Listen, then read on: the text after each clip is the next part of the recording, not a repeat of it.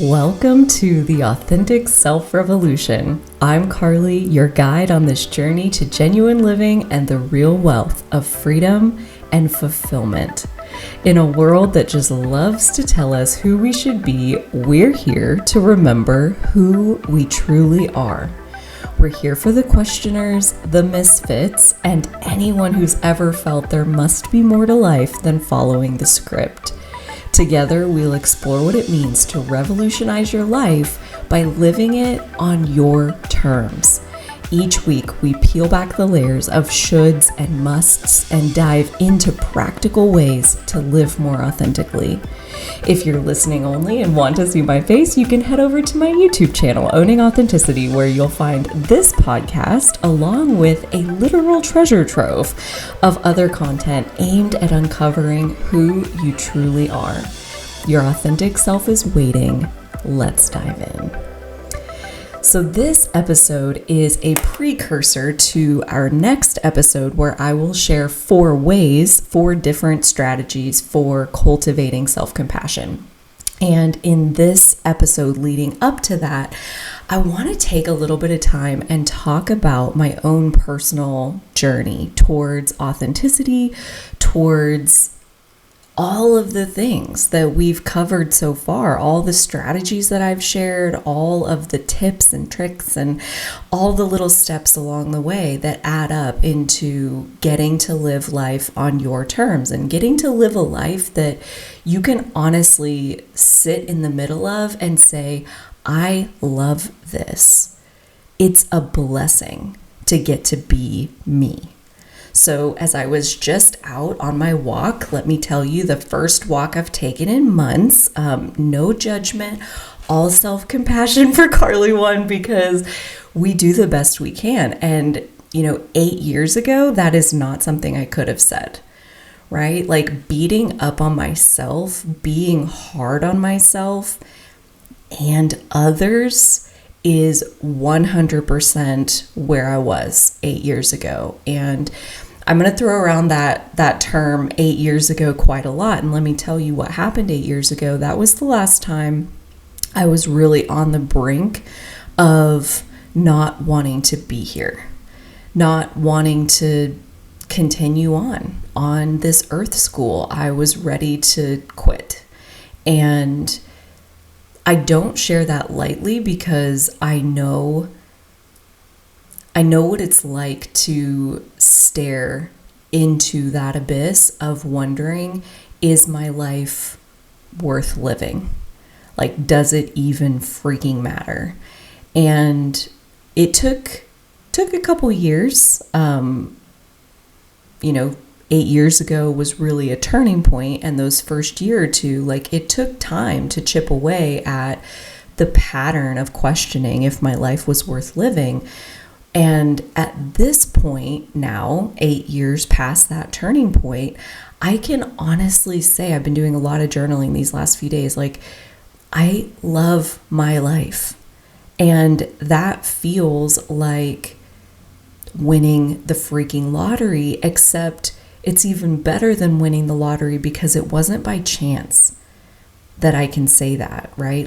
It is because of a daily investment into myself that has added up into this place of paying dividends. And those dividends are enjoying getting to be me, enjoying getting to live inside my inner world. And again, that used to be the most painful place for me on the entire planet, was being inside myself.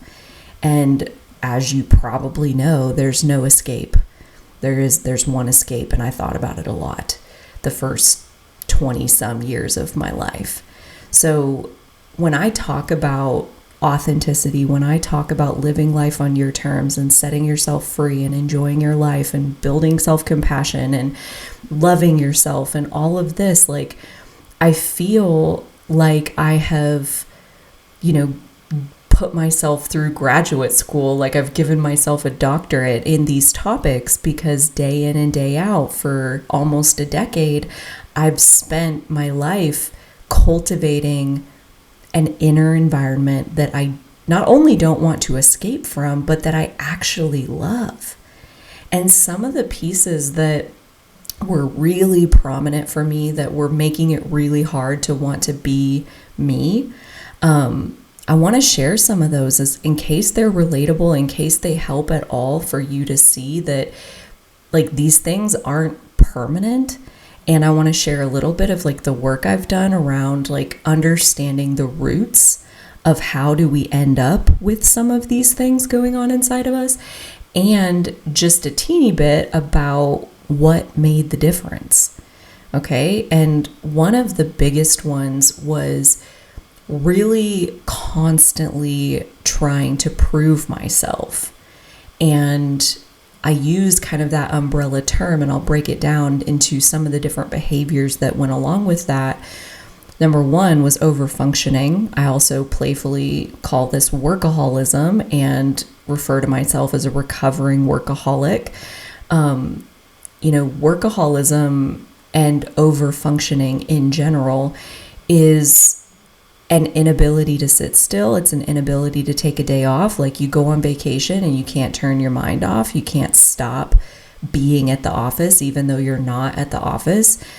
And this is not as much of a joke as I sometimes will playfully refer to it as, because where it's stemming from, like when we dig down into the roots of what's really going on there, is a deep, throbbing question mark on, am I actually worth anything?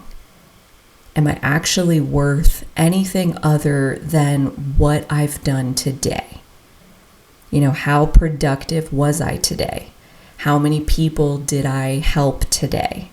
And that my worth and my value is wrapped up in who did I help? How did I serve? How did I produce? What tasks did I check off the list? And so when you try to rest, you try to take a day off, it's like bugs crawling on your skin, because my self-worth is wrapped up in producing and being busy. And so at that point, there's no right or wrong way to live a life. Like it's really open-ended, and that's the beautiful thing about Earth School. But the danger of being this way is burnout, and maybe even in extreme cases, breakdown. And let me tell you what, like I have been so burned out that I had to take time off work multiple times, including one time that I actually had a sobbing breakdown to my boss, where I confessed to her very openly, very vulnerably, because I had no energy left to put on any kind of a mask. I just didn't have the strength. I can't do it anymore. And she gave me 2 weeks off. She took my computer away from me and sent me home for 2 weeks so that I could try to pull myself back together. And fortunately, that was really helpful, and it was very beneficial. 6 months later, I quit my corporate job and made the switch into entrepreneurship. But yeah, that was like a pattern that I thought, like at the time, I really, really thought that my burnout and my overworking was a symptom of the environment that I was in. I thought that it had to do with the company culture and how, they have such high standards, and they are slave drivers, and they have, such high expectations for all of us. And I really had projected every bit of it onto the company that I was working for. And when I left that corporate job and I went into my first business of building a grocery store in my hometown, I found that actually the common denominator in the overworking and the workaholism, that was inside of me. That seemed to go where I go. Like if you've ever heard that quote, like you can leave, but you take yourself with you. Pretty much everything that's problematic about anything we've ever been involved in, it lives inside of us. So you can quit the external thing and maybe you get a little bit of relief in the short term, but isn't it always the case that the same dynamic, the same circumstance will recreate itself wherever you go next? And so I struggled with burnout in my first business at the grocery store over and over and over again, and pushing myself too hard and working myself around the clock and not taking days off. And the dynamic lived inside of me. And it wasn't until I was my own boss that I actually could see that the common denominator was inside of me, that the pattern and the magnetic, why does this keep happening to me? It's an internal pattern. It really has nothing to do with the external circumstances. And so that was honestly really good. That was, we don't heal until we have a breakdown in we can't possibly do it anymore, or we have an insight that cuts through a pattern that lets us see through an illusion, lets us see through an old way of being, an old way of doing things. It's either a breakdown in pain or an insight that cracks through with clarity that can guide you forward. And burning out as my own boss, that was absolutely some combo pack. Well, combo platter, just in case one wasn't enough. Here you go. We'll give you both of them. We'll have a breakdown in pain, and we'll have an insight of clarity that can guide you forward to knowing that the whole concept of balance and taking care of yourself and pouring back into yourself, that's something that is your job. That it's not the external environment's fault. It's something that has to be changed inside of you if you want your life to be different. And so that, burning out as my own boss, that was more like 6 or 7 years ago. And so that was another huge turning point in my healing journey and in my journey towards authenticity. And the reason that one was so profound was because, a couple of times before that, I had taken my focus off of the external world and I had put it inside myself and really turned inward and tried to heal inside of me. And that was probably one of the final breaking points of that old pattern of projecting my issues out onto the world, of it's their fault, playing the blame game, playing the it's so much easier when it's not your fault, okay? And I get it. I totally get it. The only problem with that approach, though, is that if it's not your fault, you also have no power to change it. So, the gold in making it your own fault and, taking responsibility for the pattern is that then you can do it differently. You can make it different however you want. When it's somebody else's fault, you're just a victim of the way that they're choosing to live their life. And the good news is that's never the case. We have the power to change whatever it is that we want to change, as long as we're willing to take responsibility for what's going on in the first place. And so that being my own boss and burning out, it was such a beautiful, difficult, but beautiful moment of really taking radical responsibility for the choices I was making and the results, the consequences of those choices. And another really key piece that this has been my whole life, and really has only taken a turn in these last 2.5 years. And it's actually really interesting how this all unraveled, but the struggle has been with my body.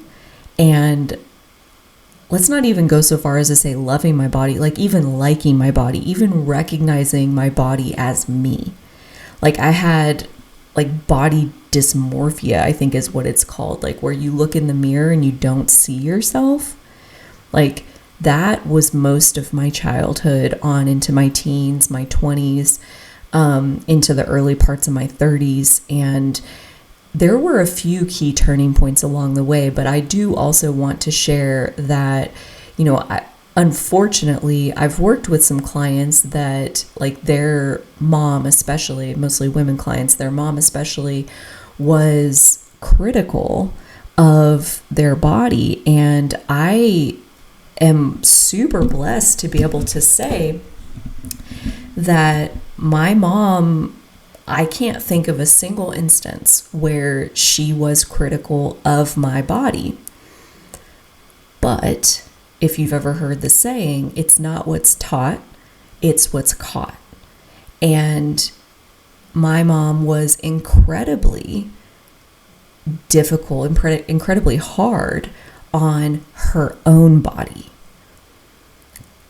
I won't say constantly, but continually on different diets, continually just talking about the different problem areas of her body that she didn't like, and talking about how, like, you know, this, like, the part that really comes to me is like she's really hard on her thighs and the saddlebags and like the lump at the top of your thighs, and like that watching her beat up on her own body seeped into my subconscious and taught me by way of osmosis, right? Like very indirectly, taught me about how to hate my body and what to look out for that would become problem areas. And it's just, I go into that level of detail not to shame her at all, because I mean, culture and societal beauty standards are as much to blame as, you know, any one person who rubbed off on us, who conditioned us into feeling a certain way about our body. But to go into it from the angle of like, you know, there's not really any direct wounding there. You know, she was hard on herself, and it transferred into me beating up on my own body. And she didn't mean to do that, you know, like, again, like how loving it is for her to leave me alone, leave my body alone, leave my body out of it. But how influential it is, because it's not what's taught, it's what's caught. And so when we talk about on this podcast over and over and over again, when we talk about signing your own permission slip, letting yourself off the hook, giving yourself the gift of self-compassion, healing your own perfectionism, overcoming your own fear of rejection. Because think about it, like if I'm perfectionistic, if I'm beating up on myself, if I'm playing small because I'm afraid of being rejected, that's the influence I'm having on every single person around me. Versus if I am owning who I am, if I'm showing up comfortable in my skin, if I'm playing all out, if I'm laughing all out, if I'm enjoying my life, if I'm letting myself show up, flaws and all, that's the influence I'm having. That's what I'm putting out into the atmosphere for other people to catch, right? Like self-restriction is contagious. Without you ever passing judgment on another person, without you ever making a comment about another person, they will be influenced by how you treat yourself. My mom taught me that. You know, there's, I think it's called Atomic Habits, and I forget the guy who wrote that book, but it's about the little things that we do every day. And in interviews, he has said the single most important habit of our entire life are the 5 people we spend the most time around. The 5 people we spend the most time around. And why is that? Because of this. Because it's not what's taught, it's what's caught. We are communicating through our nervous system. We are communicating through our treatment of ourselves all day, every day. We're rubbing off on the people we spend time around all day, every day. And we are being influenced. We're being conditioned by the people we expose ourselves to all day, every day. So what's the takeaway from that is, if you don't want to be more like them, I'd limit my exposure. You know, like, and that's not a judgmental thing. That's just a taking radical responsibility for who you are. And if they're not embodying more of what you want to embody, you got to take a real close look at why are you being around them? Because it's not their fault when we end up embodying the things that they're embodying. It's just human nature. It's mirror neurons. It's our nervous system. It's water seeking the lowest level. It's the lowest common denominator, right? There's so many things in the natural world that says like we'll become like the things around us. We can't help it. And there's empowerment in that too, because if we know that, right? Since we know that, great. That's great news, because all you got to do is over and over and over again expose yourself to things that are like what you want to be like. Oh, she's courageous. She's a leader. She's playing all out. I love how big she laughs. I love how much fun she's having. Spend more time around that. If those are things that you want to have, then spend more time around that. And if all you do in your head when you're around your best friend or your sister or your mom or your coworker or whatever it is, you're constantly picking out like, I wish this would be different. I wish that would be different. I wish this would be different. I wish she would do this and I wish she wouldn't do that. That's a sign that you probably don't want to spend as much time around that person, because again, it's not what's taught, it's what's caught. And this healing my body image issues, healing my body dysmorphia, feeling at home in my body is really, again, I say it's really interesting how this one really came to start clicking. I'll say like the biggest turning point was 2.5 years ago, where I finally heard someone explain meditation to me in a way that made it approachable, accessible.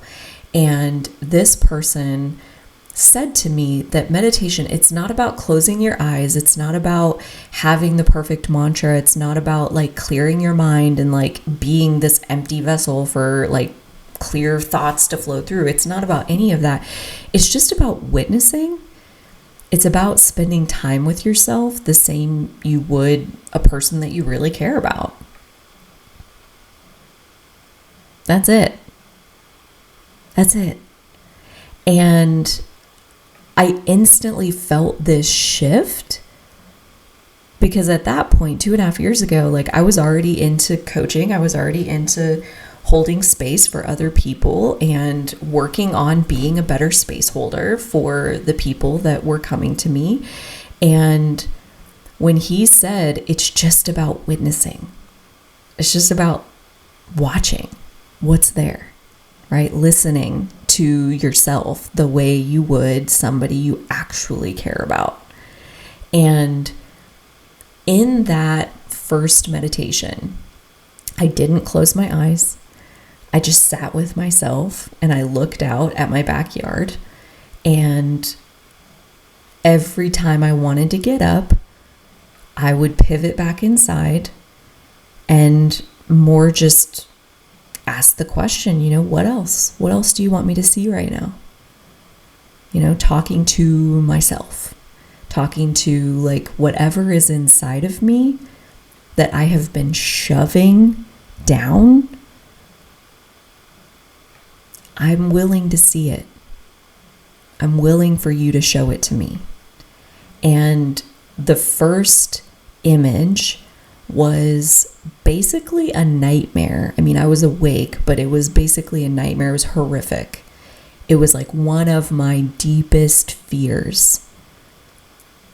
And in that moment, I really almost bounced out of that was like within the first minute of like sitting down to do this, to try meditation for the 1,000th time. I almost bounced out of it because of the thought, this is why I hate this. And in that moment, I felt that in my body. This is why I hate this. And it came full circle. This is why I hate looking at myself. Because I'm a horror show. because I'm so terrified, because I'm so in pain and dark and hurt and angry,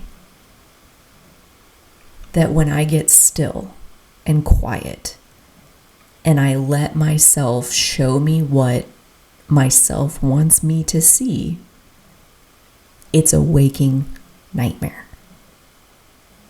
This is why I hate this. And the little voice, the little inner child voice, which I had already started dabbling into inner child work only a little bit at this time, the little inner child voice is like, yeah, this is why you hate me. You know, like, yes, it was about my body. When I looked at myself, I couldn't see myself. I couldn't recognize myself. One of the main turning points of this was like at the very beginning of my journey. This was probably 2014. This is closer to 10 or 11 years ago. I had moved to Dallas. I had, like, after college, I moved to my first job and started the corporate job. And I put on like 50 pounds in the first year because I was eating my feelings. I was miserable. I was lonely. I was so depressed. I was powering through, which is my classic approach to everything in life, is just try harder. And it was working, quote unquote. I was gaining 50 pounds, but I was getting through at work. I was like starting to get some traction in my job. I was starting to be recognized for like my skills and my unique contribution. And like, it was working, and I was miserable on the backside, on the back end. On when I would go home, I would swing through the drive-thru and get $15 worth of fast food and go home and eat it all, chase it with a bag of gummy bears, get up the next day and do it again. And a year later, I've put on 50 pounds and I'm still as depressed as ever. My body feels terrible. It's super lethargic, on and on.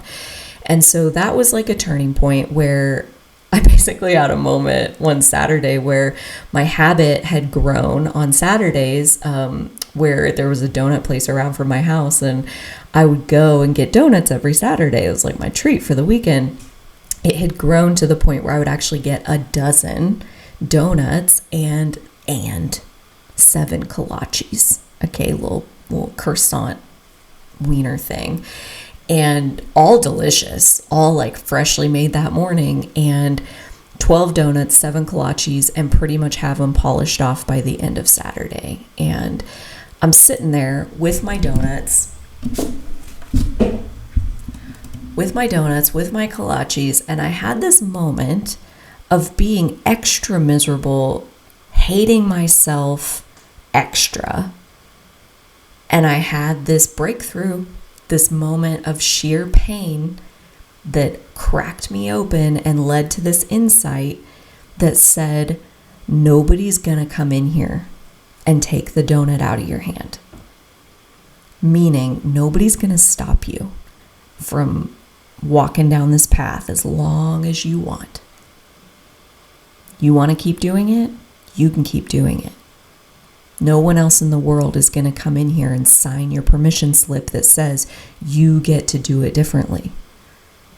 That's on you.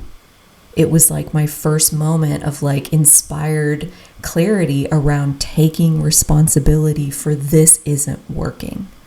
And at that time, mind you, this is like 2012. Okay. So like I'm years away still from like any cracking open of my self-awareness journey, many years away from my healing journey, getting going, spirituality, intuition. I got none of that. Okay.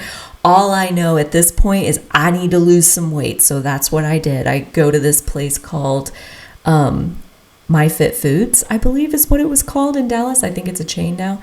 And it's like fresh, healthy food that's like pre-packaged, pre-portioned. It's all fresh, like no sodium, no preservatives. Like, so you go and you get your meals, and then this is all you eat. You just eat the food. And I did. I lost like so much weight, and I lost probably like 45 pounds in like maybe 6 months of eating the food. And I still remember the day when I looked in the mirror, having lost 45 pounds, I'm down to the weight I was when I moved there.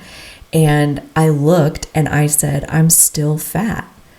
And my like aha epiphany moment at that moment was, I need to work out. I need to tone myself. I must need some toning. Like that's the answer. And so I started working out and I started running and I dropped another like 20 pounds. And so now I'm like even smaller. I'm even smaller than I was in high school at this point. Okay. Like I was like 115 pounds, having blood sugar crashes multiple times a day, feeling lightheaded, feeling nauseous. Like my body was unhealthy at that low weight. And that was finally when I looked in the mirror, so skinny compared to any adult body I'd ever been in, and toned. All right, I got muscles. I've got muscle definition. And I looked in the mirror and I said, I still look fat. And that was the day that I realized that I don't think it's about my body. I think it's about my eyeballs. I think it's about my, and I didn't have these words at that time, but I think it's about my self-image. I think it's the way I'm seeing myself. Like they say, beauty is in the eye of the beholder. My fat was in the eye of the beholder. It was in my self-perception. And that's when I went to therapy. Okay. And was like, what the hell is going on? And it was also about that time that my self-awareness journey got going. And that was like a whole other piece around like one of the other really painful parts of what used to be my inner world is feeling like an alien. All right. Like feeling like an alien on this planet, feeling so different, so misunderstood, like such an outsider. And which is also why the intro of this podcast is like, I'm here for the misfits. Have you ever felt like the black sheep of your family? Have you ever felt like the one kid in the class who has no friends? Have you ever been bullied? Dude, me too. You know, like it's freaking painful. And feeling misunderstood, feeling like I couldn't communicate who I was to anybody, and then feeling so disconnected from anybody in my life. Like even when I did have friends, even when I did have a romantic relationship, I felt like they don't see me, they don't know me, they don't love me, and how could they?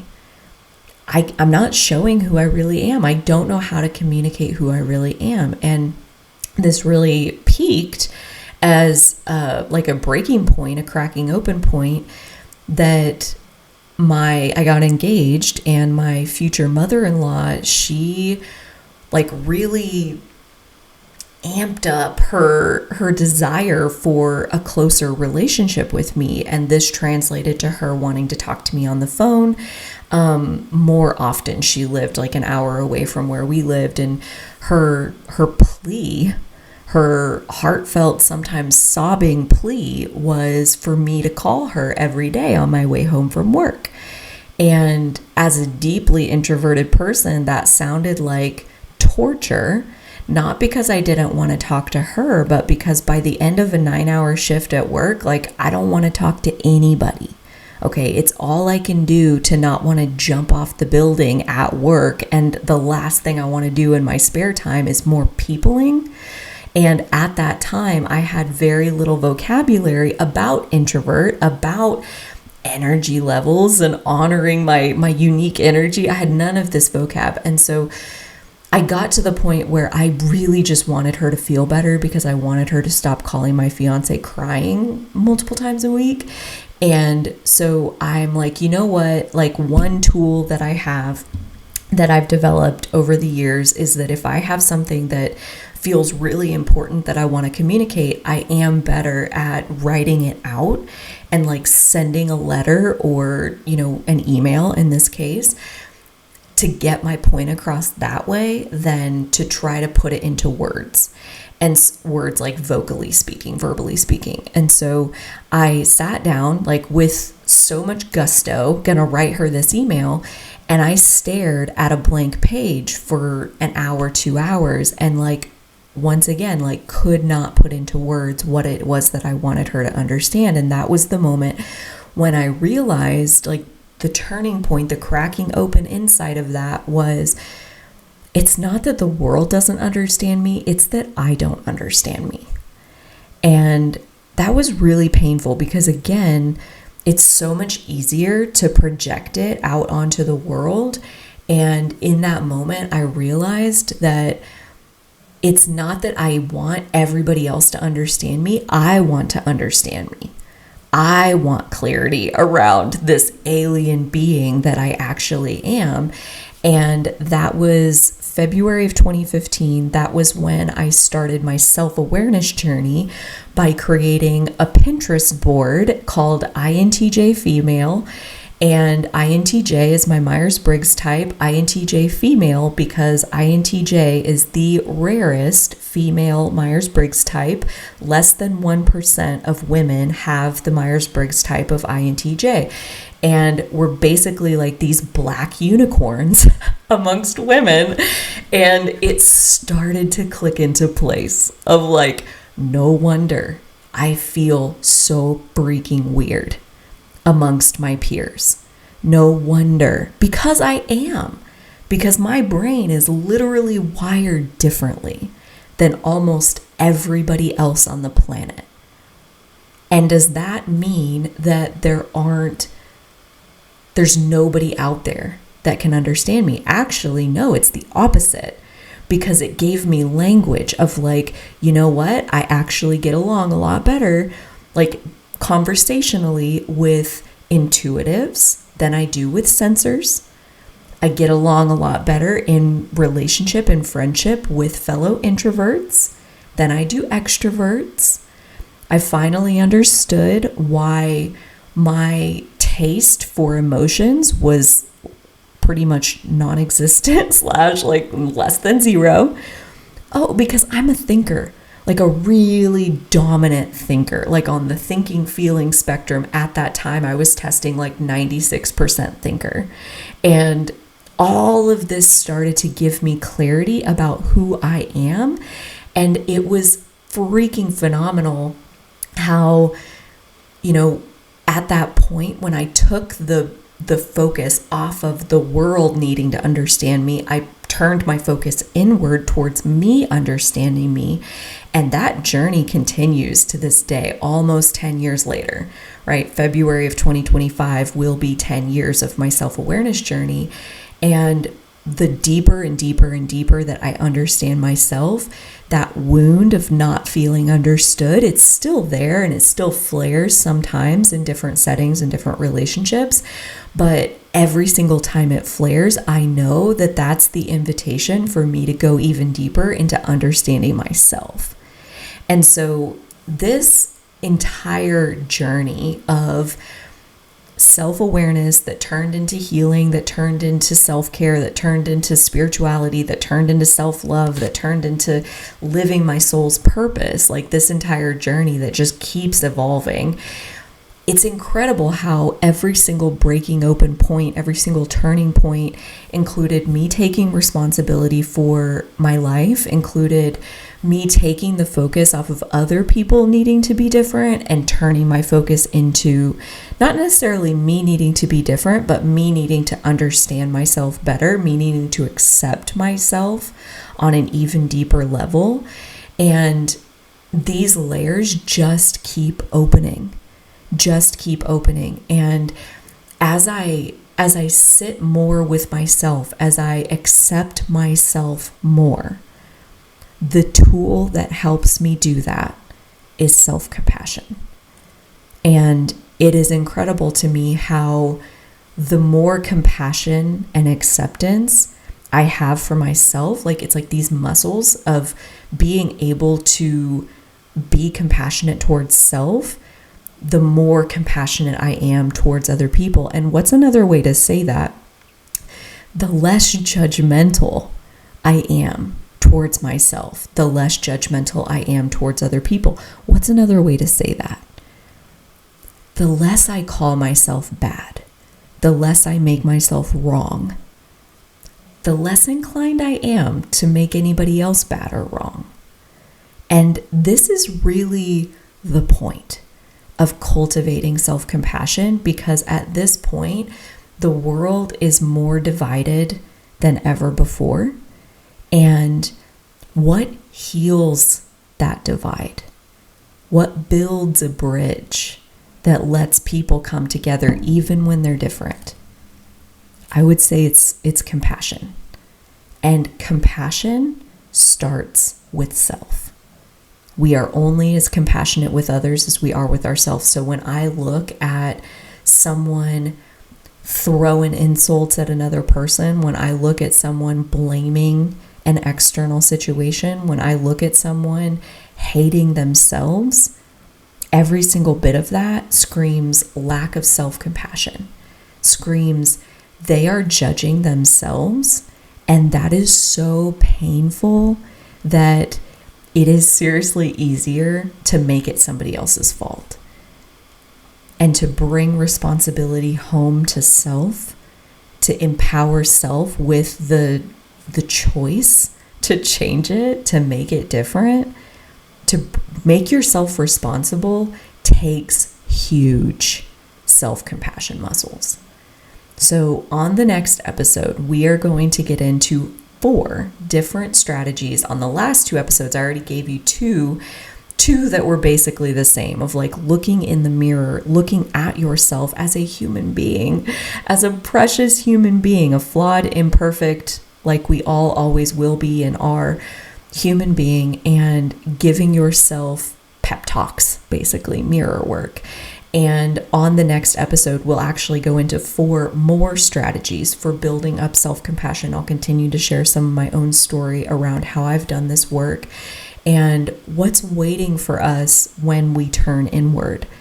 You know, it's not all ponies and rainbows and sunshine and puppies, all right? And actually building self-compassion, it sounds so beautiful, and it is. And it's some of the hardest, most hardcore self-development work you can actually practice. It is like freaking badass to practice releasing judgment and embracing self-compassion. So if you're digging it, take a second, like the episode, leave a review on the podcast, share your thoughts with me either in the comments below, tag me on social media, #authentic self-revolution. We are just getting started. If you know of somebody that you thought of during this podcast that you think like they could really benefit from joining in on this discussion, forward it to them. You know, spread the love, but mostly give that love to yourself. Sit with yourself maybe 1% more this week and just invite, what is it that you want me to see? You know, dear self, what is it that you want me to see? And as much as you possibly can, practice honoring whatever self is willing to show you. Until next time, I do hope that you'll take such good care of the precious one that is you, and so will I.